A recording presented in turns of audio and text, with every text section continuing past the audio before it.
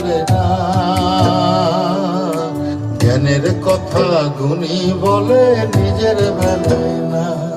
আরে পরের বেলায় বুদ্ধিজীবী, নিজের বেলায় বোঝে না। পরের বেলায় বুদ্ধিজীবী, নিজের বেলায় বোঝে না। নিজের স্বার্থ কেউ কখনো একটা চুলো ছাড়ে না। নিজের স্বার্থ কেউ কখনো একটা চুলো